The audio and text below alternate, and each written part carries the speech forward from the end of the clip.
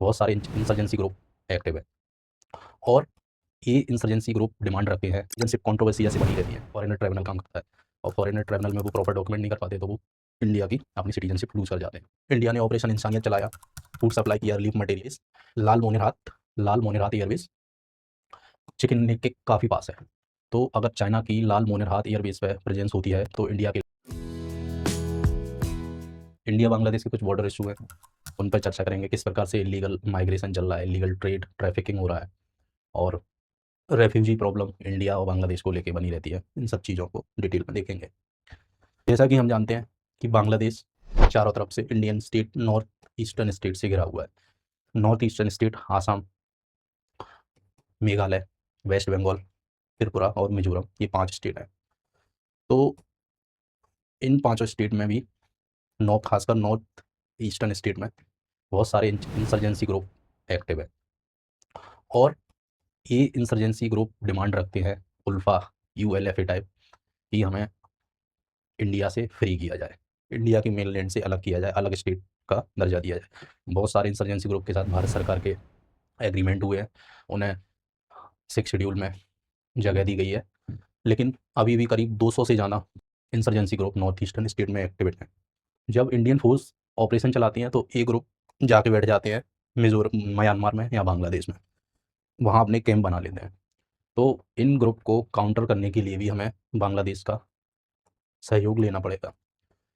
2009 में शेख हसीना की गवर्नमेंट आने के बाद इन चीज़ों पे हमें काफ़ी हेल्प मिली।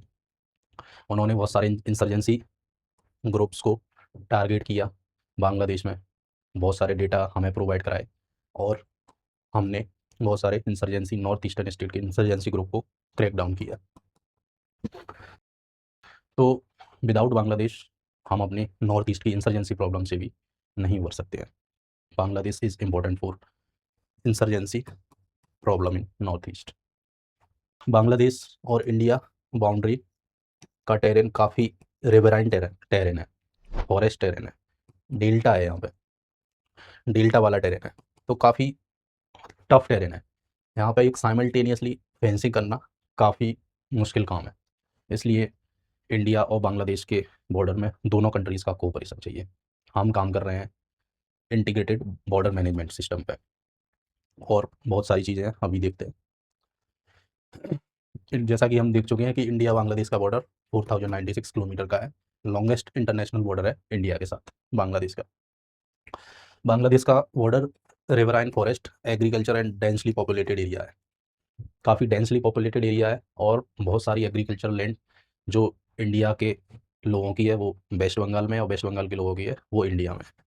तो इन सारी चीज़ों को लेके इंडिया और बांग्लादेश के बॉर्डर में लोगों की आवाजाही बनी रहती है। उन्हें मिलिट्री सर्वेलेंस में कुछ टाइम के लिए आने जाने के लिए छूट दी जाती है। काफ़ी पोरस बॉर्डर है इन सभी चीज़ों को देखते हुए, क्योंकि हमारी कल्चरल और एथनिक सिमिलरिटीज़ इंडिया और बांग्लादेश में है। तो बहुत सारे रिलेटिव बांग्लादेशी लोगों के इंडिया में रहते हैं, वेस्ट बंगाल और अदर स्टेट में, और बांग्लादेशी रिलेटिव इंडिया में रहते हैं, इंडिया के रिलेटिव बांग्लादेश में रहते हैं। तो इन चीज़ों को देखते हुए आवाजाही की परमिशन हमें देनी पड़ती है। तो काफ़ी पोरस बॉर्डर है इंडिया बांग्लादेश का और काफ़ी डिफ़िकल्ट टेरेन है, रिवेराइन बॉर्डर है, डेली मूवमेंट इन सभी चीज़ों को देखते हुए लोगों में बना रहता है। बहुत सारे विलेज इंडिया बांग्लादेश के बॉर्डर पे हैं और इन सभी बॉर्डर डिफ़िकल्टी को देखते हुए इंडिया और बांग्लादेश के बॉर्डर पे इलीगल माइग्रेशन की प्रॉब्लम बनी रहती है। बिकॉज़ ऑफ एम्प्लॉयबिलिटी की तलाश में क्लाइमेट रिलेटेड डिस्प्लेसमेंट हो जाते हैं। बांग्लादेश में फ्लड आ गई तो बांग्लादेश से इंडिया में शिफ्ट हो गए। कई बार परमिशन नहीं मिलती, हेल्थ और जैसी समस्याओं के लिए और कुछ स्किल डेवलपमेंट के लिए, एम्प्लॉयमेंट की तलाश के लिए लोग बांग्लादेश से इंडिया की तरफ इलीगल रूट के थ्रू आते हैं। तो इलीगल माइग्रेशन की प्रॉब्लम काफ़ी बनी रहती है। फैमिली रीयूनिफिकेशन भी एक इलीगल माइग्रेशन का कॉज है, क्योंकि हम पता है हमें जैसा कि इंडिया और बांग्लादेश में एक दूसरे के रिलेटिव बॉर्डर्स विलेज में वहाँ रहते हैं। तो इन सभी चीज़ों के कारण इलीगल माइग्रेशन होता है। इसका इंडिया पे कुछ इम्पैक्ट पड़ता है, हमारी पब्लिक सर्विसेज पे प्रेशर आता है, इनफॉर्मल लेबर जो कि इंडियन इकोनॉमी में इसकी काफ़ी इंपॉर्टेंस है। हमारे यहाँ इनफॉर्मल लेबर का एक बहुत बड़ा हिस्सा है इंडियन इकोनॉमी में। तो इनफॉर्मल लेबर में कंपटीशन बढ़ जाता है, डेमोग्राफिक चेंजेस आ सकते हैं और अपनी आइडेंटिटी की एक टेंशन बढ़ सकती है। सिटीजनशिप कंट्रोवर्सी जैसे बनी रहती है। आसाम, बांग्लादेश में फॉरेनर ट्रिब्यूनल के काम चलते ही रहते हैं, उनके डिसीजन आते ही रहते हैं। बहुत सारे लोगों की सिटीजनशिप इससे खतरे में पड़ जाती है इन सब चीज़ों के कारण। इलीगल माइग्रेशन के कारण सर्विलेंस होता है तो फिर उस सर्विलेंस को सभी लोगों पे आना पड़ता है, और जब सभी लोगों पे सर्विलेंस लगाते हैं तो उसमें भी हो सकता है बहुत सारे जो इंडियन सिटीजन हैं वो अपनी नागरिकता, अपनी सिटीजनशिप को लूज़ कर जाते हैं, बिकॉज ऑफ बहुत सारे लोगों पे प्रॉपर डॉक्यूमेंट नहीं होते। जब प्रॉपर डॉक्यूमेंट नहीं होते तो कोर्ट और ट्रिब्यूनल जैसे इस इन सब चीज़ों के लिए एक फॉरेनर ट्रिब्यूनल काम करता है, और फॉरेनर ट्रिब्यूनल में वो प्रॉपर डॉक्यूमेंट नहीं कर पाते तो वो इंडिया की अपनी सिटीजनशिप लूज़ कर जाते हैं, और फिर उन्हें रेफ्यूजी कैंप में डाला जाता है और फिर उनका डिपोर्टेशन किया जाता है। ये एक इशू बना रहता है इलीगल माइग्रेशन का। इलीगल ट्रेड और स्मगलिंग, ये भी एक प्रॉब्लम है। इलीगल ट्रेड, प्राइस डिफरेंस के कारण बांग्लादेश में कोई चीज़ महंगी है, इंडिया में सस्ती है। बांग्लादेश में किसी चीज़ की अवेलेबिलिटी नहीं है, वो चीज़ इंडिया में है, तो फिर उसका इलीगल ट्रेड होगा। और इन सभी इलीगल ट्रेड के कारण ऑर्गेनाइज क्रिमिनल एक्टिविटी भी बढ़ जाती है, जो सिक्योरिटी को, ईस्टर्न बॉर्डर सिक्योरिटी को काफ़ी हार्म पहुंचाती है। स्मगल्ड आइटम में cattle, gold, fertilizer, consumer goods, इस टाइप की चीज़ें स्मगल की जाती हैं, और बांग्लादेश में इस टाइप की चीज़ें स्मगल की जाती हैं। और बांग्लादेश से इंडिया की तरफ नारकोटिक्स और फेक करेंसी जैसी चीज़ें स्मगल की जाती हैं, और इसमें काफ़ी इलीगल आर्म्स भी बांग्लादेश से इंडिया में एंटर हो जाते हैं। तो ये नॉर्थ ईस्टर्न स्टेट के लिए काफ़ी खतरा बना रहता है, जैसा कि नॉर्थ ईस्ट स्टेट में इंसर्जेंसी को देखते हुए ये इलीगल आर्म्स काफ़ी खतरा उत्पन्न कर देते हैं।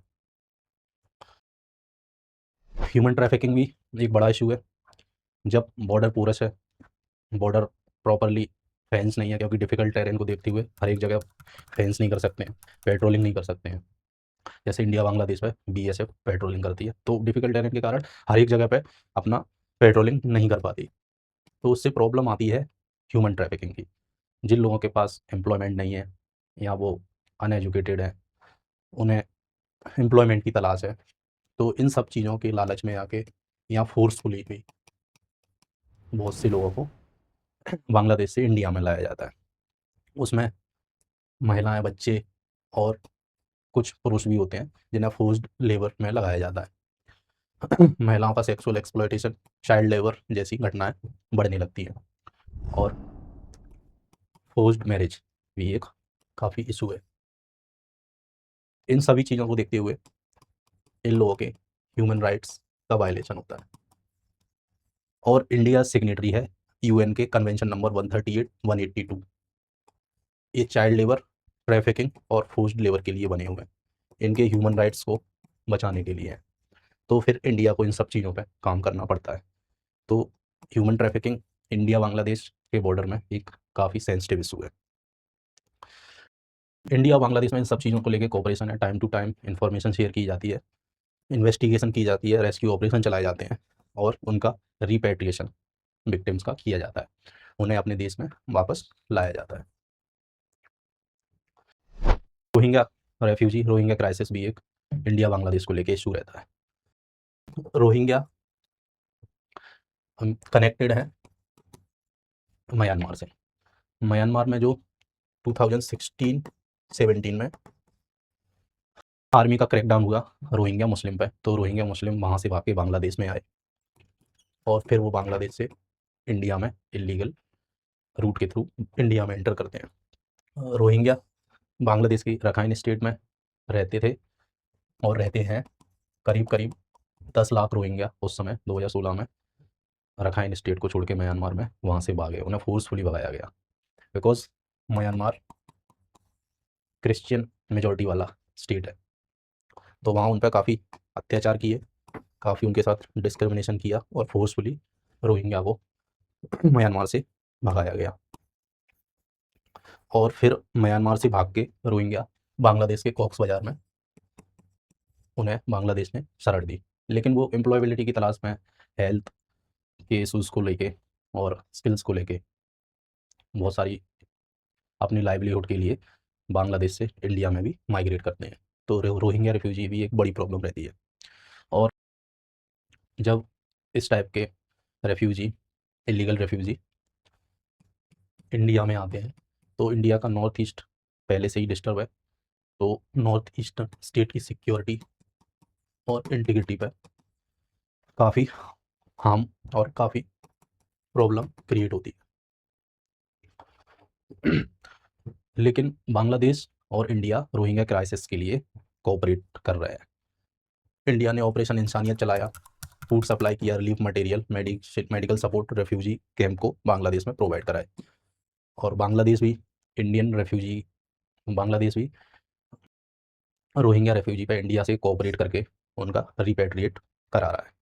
तो ये सब चीज़ें हैं। इस प्रकार के रेफ्यूजी के आने से ऑर्गेनाइज्ड क्रिमिनल नेटवर्क भी बढ़ जाते हैं और फिर कई सारी क्रिमिनल एक्टिविटी उस रीजन में डेवलप होने लगती हैं। तो इलीगल रेफ्यूजी विदाउट डेटा के इंडिया में आना काफ़ी प्रॉब्लम क्रिएट करता है। और हमने देखा है, ऐसा सुनने में आता है कि रोहिंग्या रेफ्यूजी केवल नॉर्थ ईस्टर्न स्टेट और वेस्ट बंगाल तक ही नहीं, वो दिल्ली तक में आ बसे हैं। तो ये प्रॉब्लम क्रिएट करता है। Criminal activities, organized crime, trafficking, human trafficking, smuggling को बढ़ावा देता है। तो इन चीज़ों पर इंडिया और बांग्लादेश कोऑपरेट कर रहा है। इंसर्जेंसी पे हम डिटेल में चर्चा कर ही चुके हैं। इंसर्जेंसी में इंडिया बांग्लादेश कोऑपरेट कर रहा है। 2009 के बाद, शेख हसीना की गवर्नमेंट आने के बाद हमें इंसर्जेंसी नॉर्थ ईस्टर्न स्टेट से जो इंसर्जेंसी होती है उसमें शेख हसीना गवर्नमेंट की काफ़ी हेल्प मिली। बहुत सारे इंसर्जेंसी ग्रुप को क्रैक डाउन किया। हमने क्रॉस बॉर्डर ऑपरेशन चलाए, हॉट परस्यूट जैसे म्यांमार में चलाया और सर्जिकल स्ट्राइक पाकिस्तान में किया। इस टाइप के क्रॉस बॉर्डर ऑपरेशन हम बांग्लादेश में चला पाए और इंसर्जेंसी ग्रुप के कैंप को हम नेस्तनाबूद कर सकें because of Bangladeshi prime minister Sheikh Hasina government cooperation with India. अभी करंट में जो 2026 में 26 फेब में नई गवर्नमेंट चुन के आई, उसका इंडिया की तरफ थोड़ा झुकाव कम है, चाइना के इन्फ्लुएंस में वो आ रही है। लेकिन हमें अपनी नेबरहुड फर्स्ट पॉलिसी के थ्रू बात करनी है पीस की, बात करनी है इकोनॉमिक इंटीग्रेशन की, बात करनी है कनेक्टिविटी प्रोजेक्ट की। तो बात हमें केवल डायलॉग के थ्रू करनी पड़ेगी, ना कि हम बांग्लादेश से दूरी बना सकते हैं। जैसा कि उन्हें प्रॉब्लम है, शेख हसीना को न्यू दिल्ली ने शरण दिया, तो वहाँ के ट्रिब्यूनल ने शेख हसीना को डेथ सेंटेंस सुनाई है। अब शेख हसीना को बांग्लादेश को वापस देना क्या इंडिया के लिए सही है? क्योंकि इंडिया और बांग्लादेश में काफ़ी इंपॉर्टेंस है इंडिया और बांग्लादेश के रिलेशन में शेख हसीना का। बिकॉज 2009 के बाद बांग्लादेशी आवामी लीग पार्टी जो शेख हसीना की पार्टी है, उनके गवर्नमेंट में आने के बाद इंडिया को बहुत कोऑपरेशन मिला और वहाँ उनकी पार्टी को बैन कर दिया गया है, उन्हें इलेक्शन ही नहीं लड़ने दिया गया। जब इलेक्शन नहीं लड़ने दिया गया तो मीन्स वो डेमोक्रेटिक तरीके से इलेक्शन नहीं हुए, किसी पार्टी को बैन कर देना। हालांकि उनके इंटरनल इशू है, हमारी नेबरहुड फर्स्ट पॉलिसी बोलती है हम किसी के इंटरनल इशू में इंटरफेयर नहीं करेंगे, लेकिन एक ह्यूमैनिटेरियन ग्राउंड को देखते हुए, ह्यूमन राइट्स को देखते हुए हमने शेख हसीना को शरण दे रखी है। हम पहले भी इस मुद्दे पे चाइना से भी हमारा कॉन्फ्लिक्ट बना रहता है, हम दलाई लामा को शरण देते हैं, लेकिन चाइना के इस मुद्दे पर इंडिया से कॉन्फ्लिक्ट होते हुए भी हम ह्यूमैनिटेरियन ग्राउंड पर दलाई लामा को शरण दे रहे हैं। तो उसी बेस पे हमने शेख हसीना को भी ह्यूमैनिटेरियन ग्राउंड पर शरण दे रखी है, ह्यूमन राइट्स को देखते हुए हमने शरण दे रखी है। अब आगे इस मुद्दे से हटते हुए हमें और सारी चीज़ों पे डिप्लोमेटिक रिलेशन अपने बांग्लादेश से अच्छे करने होंगे, नेबरहुड फर्स्ट पॉलिसी पे काम करना होगा, तभी हम अपने प्रोजेक्ट को बांग्लादेश में पूरा कर सकते हैं।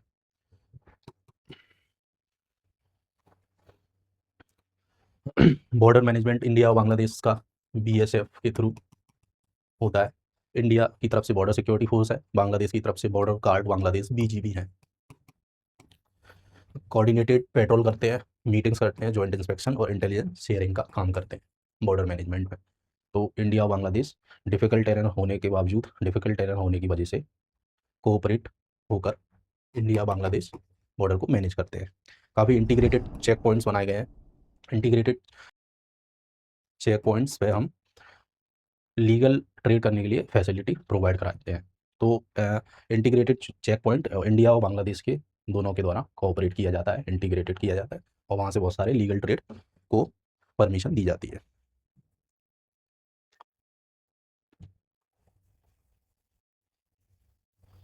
स्मार्ट बॉर्डर मैनेजमेंट पर भी काम कर रहे हैं। बॉर्डर मैनेजमेंट में केवल पुरानी स्ट्रेटजी से काम नहीं करना है, बॉर्डर मैनेजमेंट में हमें टेक्नोलॉजी को इंक्लूड करना है। तो इसके लिए इंडिया प्रोग्राम चला रहा है इंटीग्रेटेड बॉर्डर मैनेजमेंट सिस्टम, जिसमें हम नाइट विजन कैमरे, CCTV surveillance, thermal imaging devices, drones, UAV, इन सब चीज़ों का यूज़ करके एक इंटीग्रेटेड बॉर्डर को इंटीग्रेटली बॉर्डर को मैनेजमेंट करते हैं।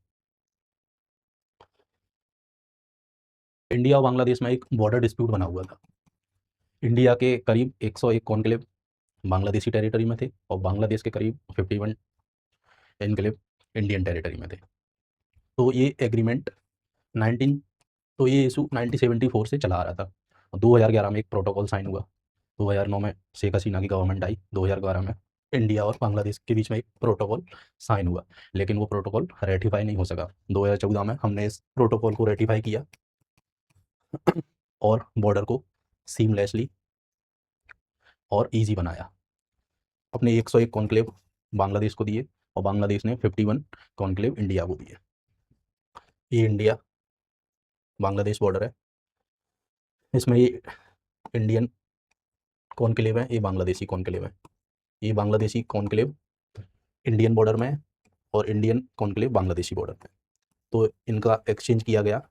उसके लिए 100th कॉन्स्टिट्यूशनल अमेंडमेंट लाए और इस अमेंडमेंट के द्वारा हमने इंडिया और बांग्लादेश के बीच लैंड बॉर्डर को रिजॉल्व किया, जो लंबे समय से चलता आ रहा था।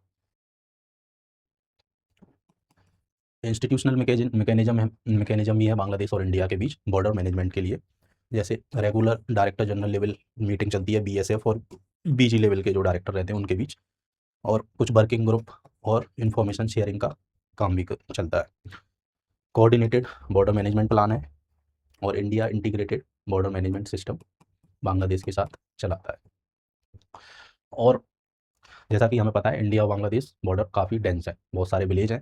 तो इन विलेज के लोगों के लिए लाइवलीहुड प्रोवाइड कराने के लिए इंडिया बांग्लादेश बॉर्डर पर बॉर्डर हाट्स भी चलती हैं और काफ़ी इंडिया और बांग्लादेश में रेल और रोड के थ्रू कनेक्टिविटी बनाई जा रही है। इंडिया बांग्लादेश का रिवर डिस्प्यूट तीस्ता रिवर को रहता है।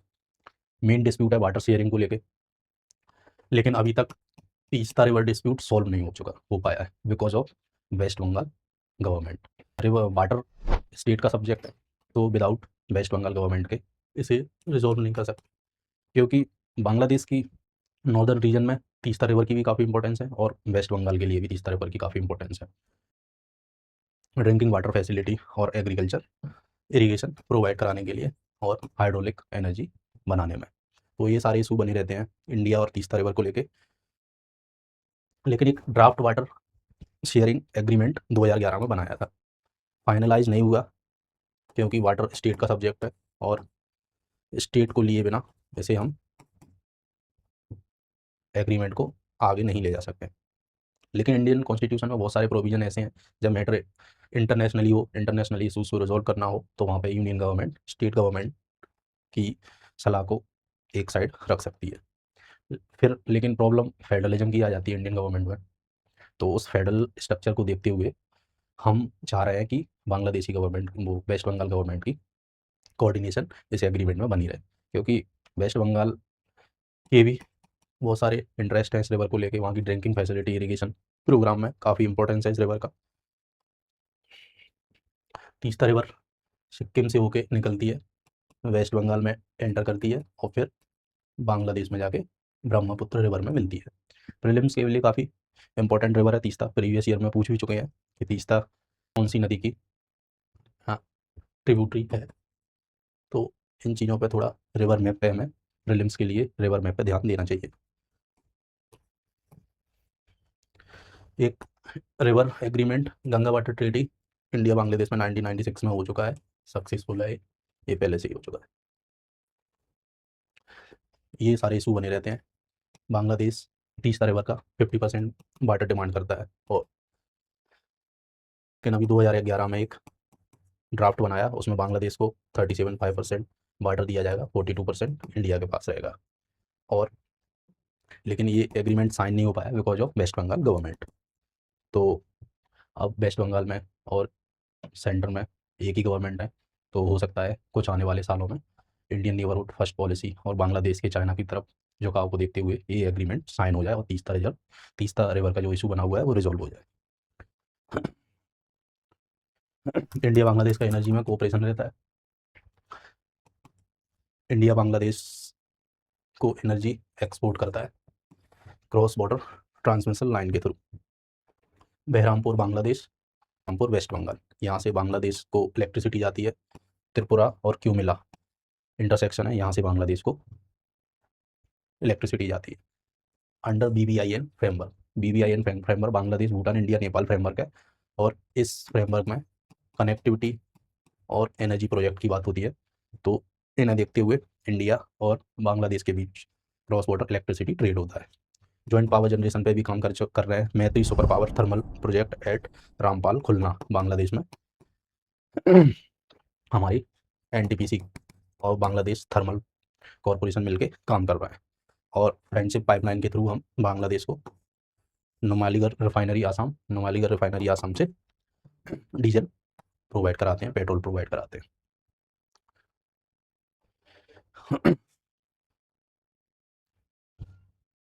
तो इंडिया और बांग्लादेश में एनर्जी कोऑपरेशन से इस रीजन में एक इकोनॉमिक इंटीग्रिटी आती है। एनर्जी काफ़ी इंपॉर्टेंट है किसी भी इकोनॉमी के लिए, तो बांग्लादेश को एनर्जी प्रोवाइड कराई जाएगी तो वहाँ की इकोनॉमी डेवलप होगी, लोगों को वहाँ एम्प्लॉयमेंट मिलेगा, पीस आएगी। और बांग्लादेश में पीस आती है तो वो इंडिया के लिए काफ़ी हेल्पफुल होगी चाइना को काउंटर करने में। तो Bangladesh is very important partner for India. China factor और इंडो पैसिफिक फैक्टर एक इंडिया बांग्लादेश रिलेशन में बना रहता है। हम पहले भी बहुत चर्चा कर चुके हैं चाइना और इंडो पैसिफिक को लेके। तो चाइना की एक स्ट्रिंग ऑफ पल्स है। स्ट्रिंग ऑफ पल्स में बांग्लादेश का चिटगांव पोर्ट भी आता है। तो स्ट्रिंग ऑफ पल्स बताया जाता है कि चाइना स्ट्रिंग ऑफ पल्स के थ्रू इंडिया चारों तरफ से आइसोलेट कर रहा है। तो चाइना की इस पॉलिसी को काउंटर करने के लिए, चाहे वो श्रीलंका हो या मालदीव हो या पाकिस्तान हो, तो इसके लिए इंडिया को काम करना पड़ेगा। जैसे पाकिस्तान में ग्वादर पोर्ट चाइना डेवलप कर रहा है, तो हम ईरान में ईरान का पोर्ट डेवलप कर रहे हैं। और श्रीलंका का हम्बनटोटा ले ही लिया है चाइना ने लीज पे, तो ये काफ़ी डिप्लोमेटिक बैक है इंडिया के लिए। तो इन चीज़ों पे हमें काम करना पड़ेगा। और इंडियन ओशन में, खासकर बे ऑफ बंगाल में, इंडिया को चाइना को काउंटर करना है तो बांग्लादेश की कोऑपरेशन बहुत ज़रूरी है। चाइना म्यांमार और बांग्लादेश कॉरिडोर पर काम कर रहा है क्योंकि चाइना के साथ एक इशू बना रहता है, एक डिलेमा बना रहता है स्ट्रेट ऑफ हॉर्मुज को लेके। तो स्ट्रेट ऑफ हॉर्मुज को बाईपास कर सके वो अपने ट्रेड के लिए और एनर्जी इंपोर्ट के लिए, तो वो एक प्रोजेक्ट पे काम कर रहा है जो बांग्लादेश म्यांमार से होते हुए चाइना तक पहुंचता है, कुनमिंग तक पहुंचता है। Straight of Malacca, Indo Pacific, Bangladesh पे हम पहले डिटेल में ही बात कर चुके हैं। अभी बांग्लादेश की जो इलेक्शन हुए, जो रेजिम पावर में आई, उसने बांग्लादेश के चाइना के साथ, अभी ऑफिशियली नहीं है लेकिन ऐसा सुनने में आता है कि चाइना को वो अपना एयरबेस देने की बात कर रहा है। और ये एयरबेस लाल मोनेरात एयरबेस चिकन नेक के काफ़ी पास है। तो अगर चाइना की लाल मोनेरात एयरबेस पे प्रेजेंस होती है तो इंडिया के लिए एक स्ट्रेटेजिक बैक होगा, क्योंकि हमारी लोकेशन चिकन नेक यहाँ पे है और ये ब्लॉक हो गया मतलब नॉर्थ ईस्ट इंडिया से कट जाएगा। तो चिकन नेक काफ़ी इंपॉर्टेंट है, काफ़ी स्ट्रेटेजिक पॉइंट है लाल मोनेरात को लेके। और लाल मोनेरात को लेके हमें बांग्लादेश से डायलॉग करना पड़ेगा। लेकिन बांग्लादेश का मानना है कि हमारा चाइना की तरफ झुकाव नहीं है, ना हम चाइना के एलाय हैं, बस हमें चाइना से इन्वेस्टमेंट चाहिए अपनी इकोनॉमिक डेवलपमेंट के लिए। तो एक स्ट्रेटेजिक ऑटोनॉमी को देखते हुए हम चाइना से पार्टनरशिप कर रहे हैं। लेकिन इंडिया ऐसा मानता है कि बांग्लादेश का झुकाव चाइना की तरफ है। और बांग्लादेश कहता है कि इंडिया हमारा फर्स्ट नेबर है और उससे हमारे रिलेशन उसी तरह चलते रहेंगे जैसे शुरुआत से चलते आ रहे हैं। इंडिया बांग्लादेश के ट्रेड की बात करें तो साउथ एशिया में सबसे ज़्यादा ट्रेड इंडिया बांग्लादेश के बीच होता है। इंडिया बांग्लादेश को केमिकल, इंजीनियरिंग गुड्स और petroleum, refined petroleum, energy, electricity export करता है। वहीं चाइना रेडीमेड गारमेंट्स इंडिया को एक्सपोर्ट करता है। तो इंडिया और बांग्लादेश बिगेस्ट ट्रेडिंग पार्टनर है साउथ एशिया में। तो इन सभी चीज़ों को देखते हुए हमें बांग्लादेश के साथ अपनी कोऑपरेशन नेबरहुड फर्स्ट पॉलिसी को लेके करनी ही पड़ेगी और बांग्लादेश से डायलॉग करना पड़ेगा, तभी हम चाइना को लेके अपनी एक डिप्लोमेटिक प्रेजेंस इंडो पैसिफिक में दिखा सकते हैं। Bangladesh is very important for India in the view of Indo Pacific, in the view of China counter, in the view of regional integration. Because हम पाकिस्तान से हमारा जो टेररिज्म को लेके इशू चल रहा है, तो उसे लेके सार्क अभी सस्पेंशन में चल रहा है, तो उसे लेके हम बिम्स्टेक पे काम कर रहे हैं और बिम्स्टेक में बांग्लादेश की एक अहम भूमिका है, इम्पोर्टेंट रोल है। विदाउट बांग्लादेश बिम्स्टेक सस्टेन नहीं कर सकता। जैसा कि बे ऑफ बंगाल में बांग्लादेश की काफ़ी स्ट्रेटेजिक प्रेजेंस है और बे ऑफ बंगाल में बांग्लादेश का इन्फ्लुएंस है, और बे ऑफ बंगाल में बांग्लादेश का, इंडिया का इन्फ्लुएंस विदाउट बांग्लादेश नहीं हो सकता। बहुत सारी चीज़ें, ये सभी डायमेंशन पे हमें गौर करना पड़ेगा। इन सभी डायमेंशन से इंडिया बांग्लादेश को लेके यूपीएससी मेन 2026 में क्वेश्चन आने की पूरी पूरी संभावना है। तो हम नेक्स्ट लेक्चर में चर्चा करेंगे इंडिया नेपाल पर। Thank you.